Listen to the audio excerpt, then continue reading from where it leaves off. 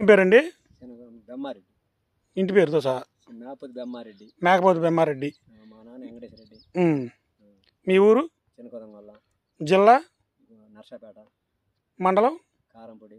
కారంపొడి. ఈ ఇత్తనాలు మీరు ఈ ఇత్తనం పేరు కంపెనీ పేరు గుర్తుందా? ఛాంపియన్ తేజ. జీనెక్స్ సీడ్స్ వాళ్ళది ఛాంపియన్ తేజ. ఇది గుర్తుపెట్టుకోవాలి మెయిన్ మీరు. ఎందుకంటే వచ్చే సంవత్సరం కూడా ఈ పేరు గుర్తుందంటే బాగుందంటే మీరు మళ్ళీ ఆ పేరు చెబితే ఇస్తారు. మాది అది ఇదని చెబితే వేరే రకాలు ఇస్తారు. అందుకని మీరు గుర్తుపెట్టుకోవాల్సిందంటే జీనెక్స్ సీడ్స్ వాళ్ళది ఛాంపియన్ తేజ. ఎలా ఉందండి ఇత్తనం? బాగుంది. అంటే ఏంది దీంట్లో ఉన్న నీకు నచ్చిన లక్షణం ఏంది? ఇప్పుడు వేరే తేజాలు వేరే కంపెనీ తేజాలు కూడా వేశారు. కంపెనీ పేర్లు మనకు అనవసరం లేదు. కానీ వాళ్ళకి దీనికి ఏమన్నా డిఫరెన్స్ ఉందే? దానిలో వాళ్ళలో ఏం తేడా ఉంది? ఏడు కొన్నిట్లలో బొబ్బరు వచ్చినదని అంటే చూసుకుంటూ వచ్చాను. ఉంది, ఇప్పటికైతే లేదు. ఇది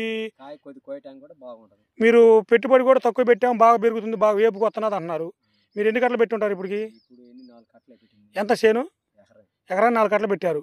ఎకరాన్ని 4 కట్టలు పెడితే నీ రకంగా ఉందంటే మీరు పెట్టుబడి చాలా తక్కువ ఇది. అందుకని వైరస్ పరంగా తక్కువ, పెట్టుబడి తక్కువ, దిగుబడి పెంచు. దాన్ని బట్టి మీకు అర్థమైంది ఏంటండి దీంట్లో?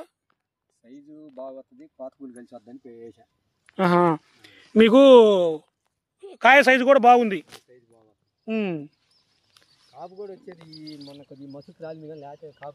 ఈ టయాన ఇవాళ మనం 27వ తారీఖు 10వ నెల 2025 అనే డేట్లో మనం వచ్చాము. ఈ టయాన అన్ని చాలా రకాల వానలకి కొద్దిగా తట్టుకోలేక మూత మొత్తం రాలి చేలంతా వడబడి వైరస్ పరంగా చాలా ఉన్నాయి.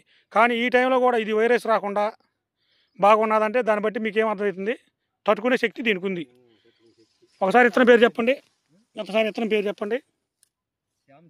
ఛాంపియన్. జీనెక్స్ సీడ్స్ వాళ్ళది ఛాంపియన్. జీనెక్స్ సీడ్స్ వాళ్ళది ఛాంపియన్. కాయ సైజు కూడా బాగుంటుంది. బాగుంది కదా? మీరు ఎక్కడ తెచ్చారు?